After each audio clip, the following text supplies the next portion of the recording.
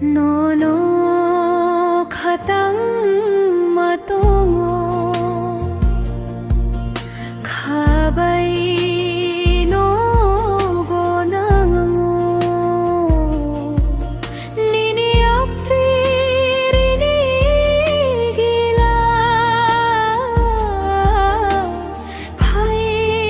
diyani fango nono khatang matungo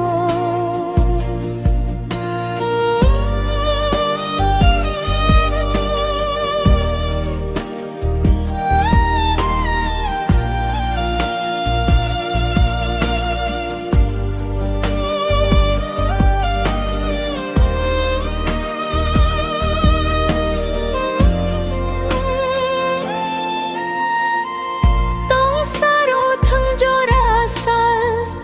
nini loge tongwi khatong thok chak no no no khai bokha bai ta longwi san lurak chak ani